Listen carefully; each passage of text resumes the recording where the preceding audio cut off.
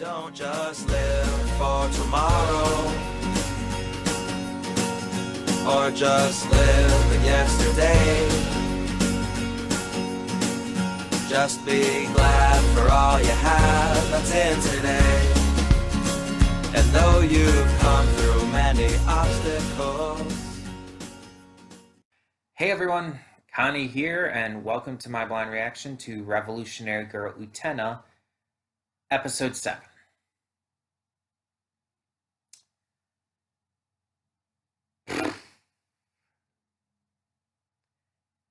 Yeah, we're back. For now, at least. After how last episode went, though, I don't know if we're going to continue after this one.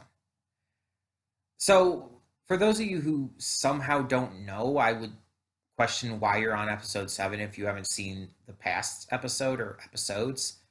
But if you have, you should know what I'm talking about.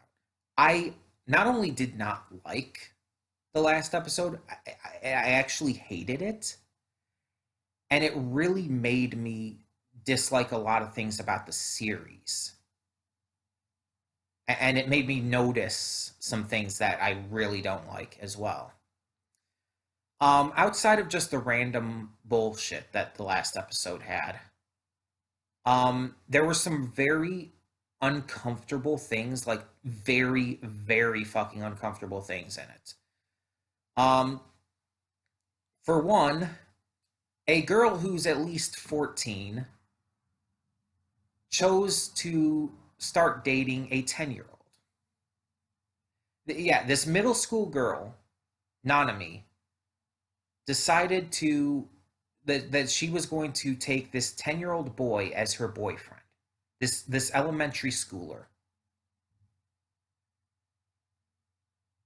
And then she treats him like a slave rather than an actual boyfriend, defends that treatment, saying that she could treat her boyfriend any way she wants. And then he defends that treatment by basically being an unreasonable simp for her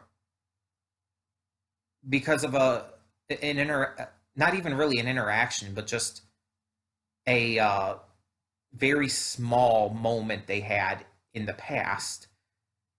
And by the end, there's no consequences for it. While they're technically not dating anymore, he's still serving her as this younger brother figure, and it is so fucking gross. Like the entire thing was just so fucking gross and uncomfortable. And on top of that, because of the entire age thing there, it also made me kind of realize that these student council people are like 17 years old, like Sayanji and Toga. And Anthe, the Rose Bride, who they want to be engaged to, is 14. They're going to turn 18 like while she's still in early high school. And nothing about that is okay. In fact, when she goes into high school, because she's in middle school right now, and it's just like, oh my God, it's so uncomfortable. It is so gross. Like, the entire thing with Utena and Anthe is obviously meant to be the more wholesome, good ship, and they're the same age, so that's okay. That's fair. There's nothing wrong with that. But there is so much grossness. Like, why do they have to make these kids, these student council guys, so much older? It just makes it gross. And on top of that, why does Nanami have an incestuous love for her brother? Like, oh my fucking God, that is so uncomfortable. It is so creepy. I hate it. Like, oh my God. And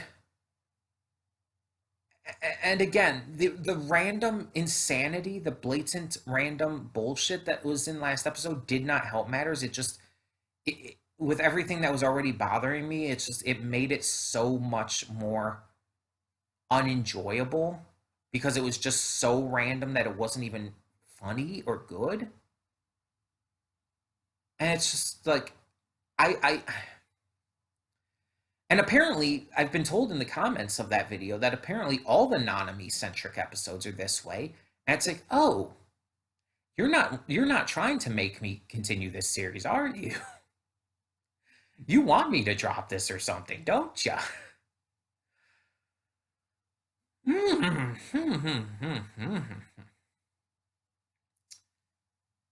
Listen, this series is clearly groundbreaking for its queer representation.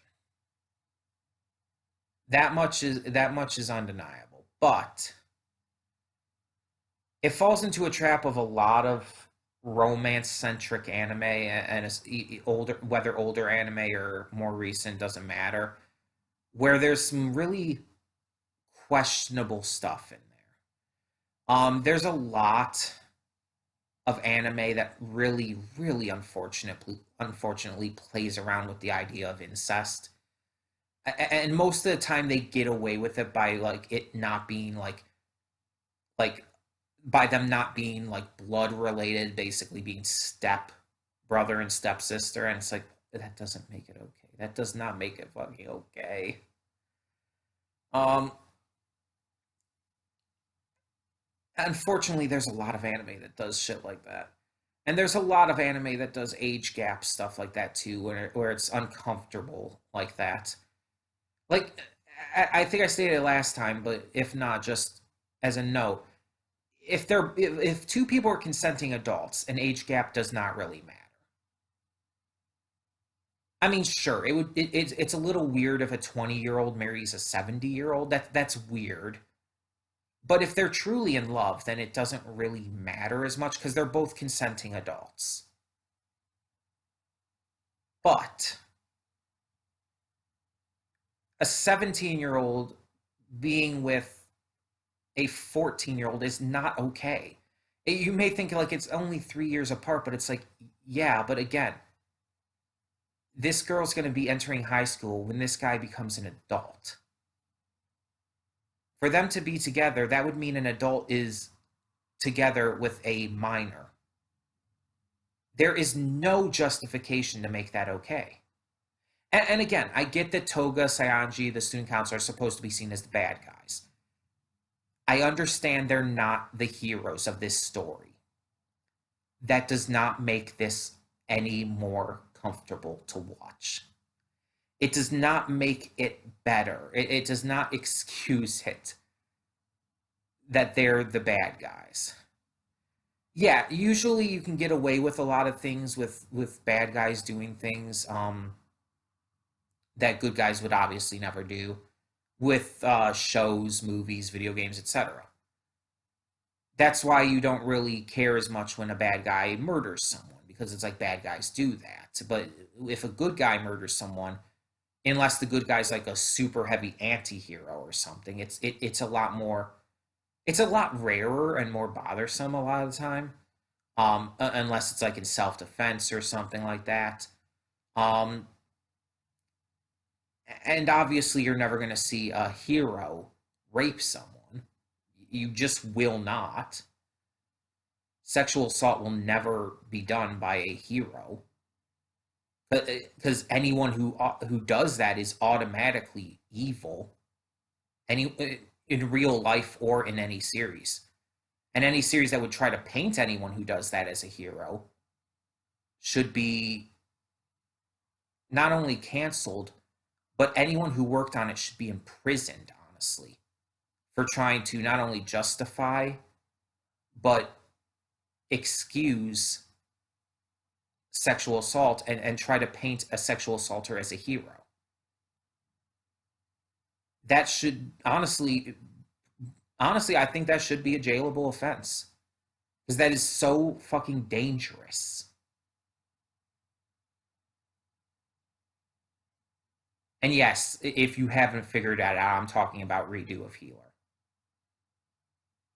Because unfortunately, I do know about that series.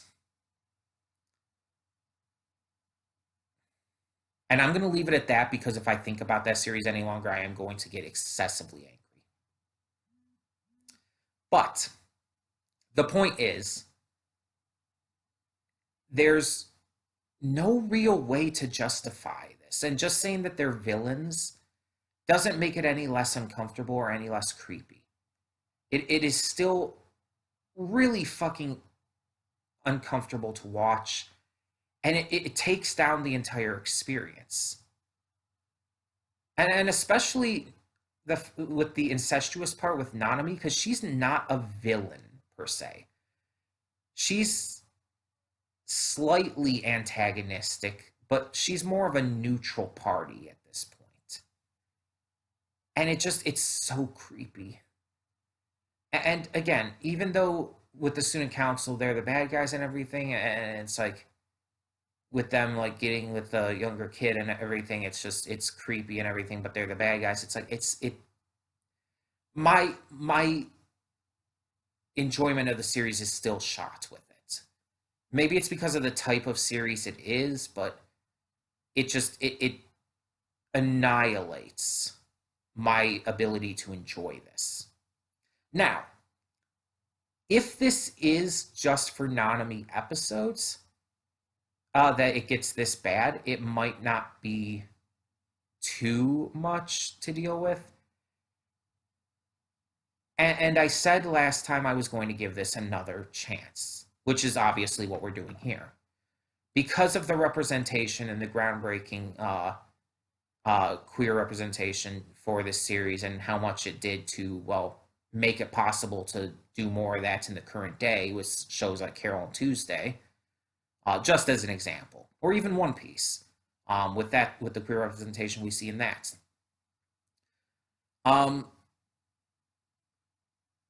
Even with all of that,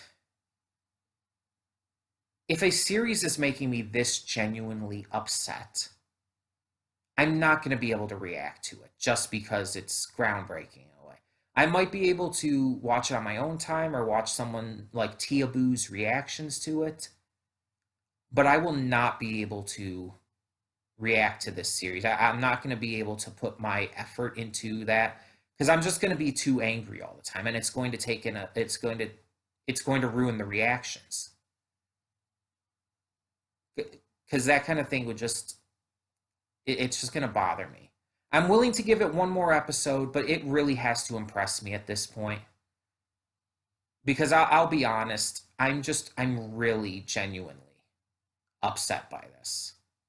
Like you guys remember how last week, with last week's episode, you didn't even see my actual anger. Because I accidentally put it on preview instead of record the first time I spoke out my afterthoughts. And so I had to redo it. And I was not as angry at that point as I was when I first said everything. So it's like you guys didn't even see my full anger at this. Like I went off very hard. I was so fucking pissed and livid. I was so grossed out and creeped out and uncomfortable, and I was really beyond upset. But the point is, I want to at least give it the courtesy of one more chance. But like I said, it has to really impress me with this episode to make me want to give my time to recording more reactions to it. And here's the thing. You'll have seen before this this week that the schedule is being updated next week and everything starting on Monday. So if this is the case, if I do end up dropping this for good after this episode, at that point I'll just mention the afterthoughts, what's going to replace it and everything, and that will just start next week with the new schedule.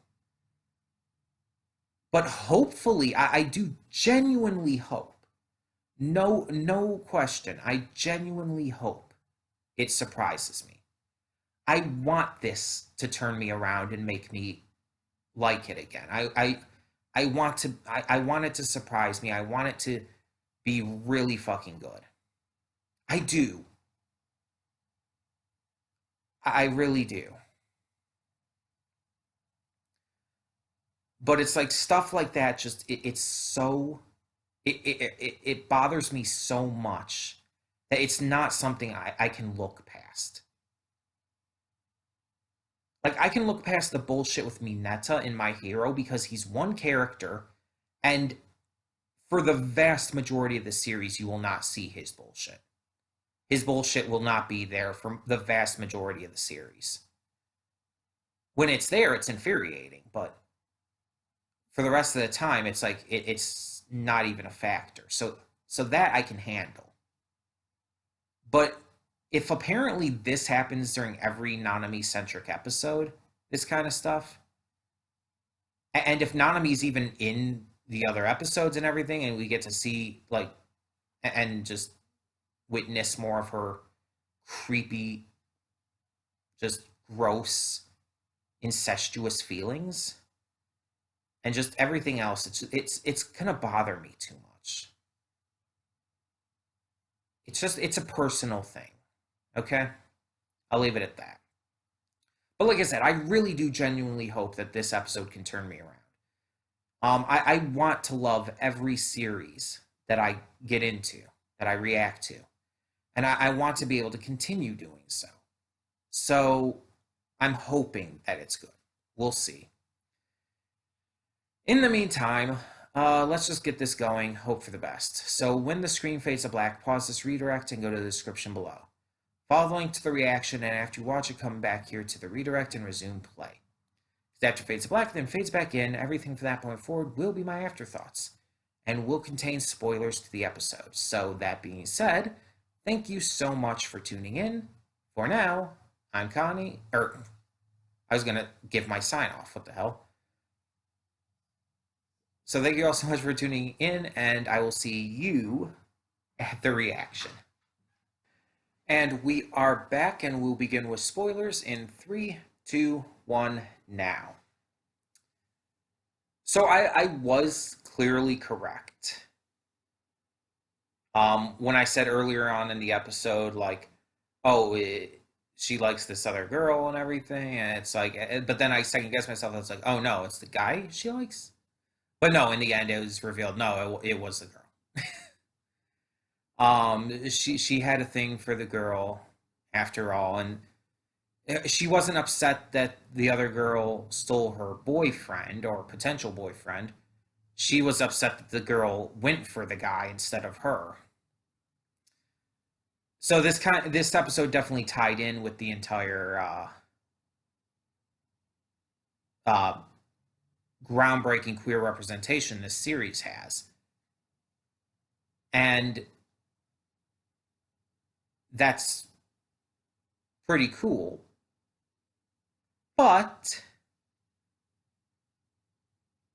this episode also showed the same character as a psychotic bitch who challenged Utena because of petty bullshit. And also, very suddenly and just aggressively slapped the shit out of Anthe, which pissed me off. So it's like, even with the groundbreaking representation, it's like this character is clearly still not a good character. Like in terms of like, she's not a good guy. In terms of how she's written, it's fine, I guess. But she's not a good person.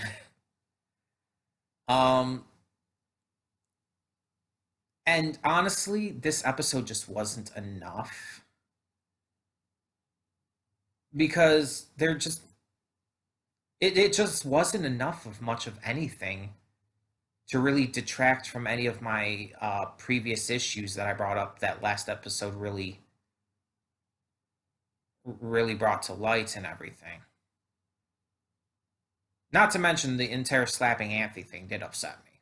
Like, and if that's going to continue happening through this series, that would upset me too. I don't know what it is specifically about this series, but it's like I can't handle it. I can't do it.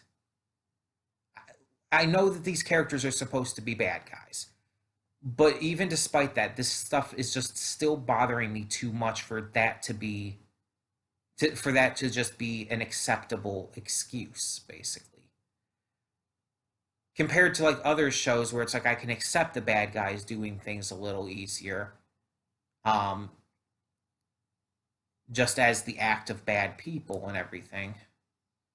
For some reason, with this one, it just bothers me in a different way. I can't explain fully why. It's just it does. So I'm not as upset after this episode as I was after the last one, obviously. Um, it definitely wasn't that bad, especially by comparison. Um, but it definitely made it clear that it just wasn't enough for me to really just excuse things and ignore my gut feelings after that last episode.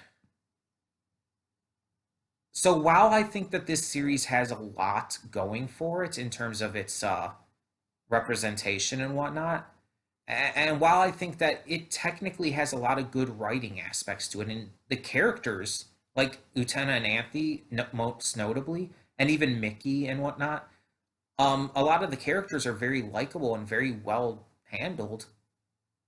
But even despite that, I can't get over those thoughts. I can't get over how gross and disgusting and just wrong some of that stuff is. Even if it's being done by bad guys, it just bothers me too much. And I feel like if every time anything involving that stuff comes up, it's just going to bother me too much. It's going to take away and sap away my enjoyment of the series, which would just wouldn't lead to too many good reactions because of that. Like it's just going to affect my reactions, and on top of it, I'm just not going to enjoy reacting to it when I'm feeling like that when doing so. So like I said, maybe I'll continue on my own time. Maybe I'll watch with Tia Boo's reactions or someone else's if someone else put up reactions to this series. But I think I'm going to have to dip out of it in terms of reacting to it myself. I mean, I've given it a fair shake. I've given it 7 episodes, and like I said, there is a lot to like about it, and there is plenty I could praise it for. But it's there's enough that just bothers me too much on a personal level that I just can't get over, and again, it would just affect my reactions way too much, and I don't want to do that to myself or to you guys as my viewers. So I think it's just a good idea to drop it. And this is one that I probably won't come back to either. Like, unlike Owl House, it's like this one I'm actually dropping it for a really good reason. This one, it's just like it's not something that I don't think that's my thoughts on this are going to change with time. It's just going to bother me too much if I try reacting to it going forward, especially since it's 39 episodes and we're not even at episode 9. We're not even 30 episodes away from the end. So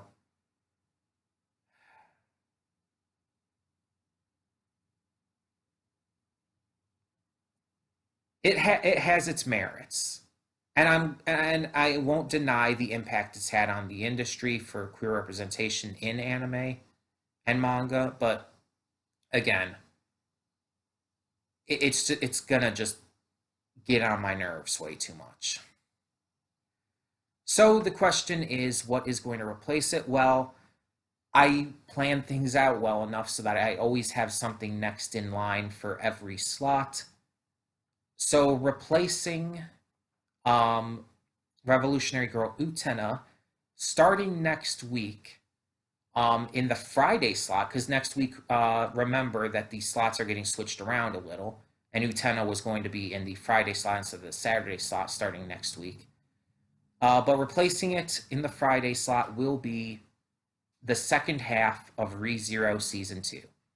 We are going to be getting back to that, and I am excited to get back to that because I do really like ReZero.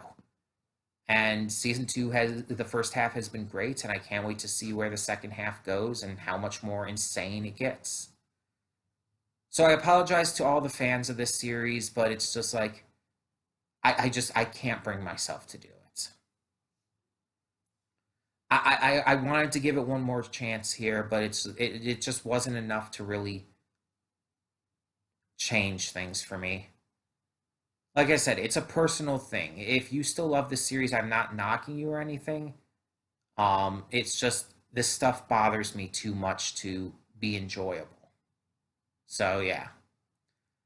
But tell me down below, what do you think of this episode of Revolutionary Girl Utena?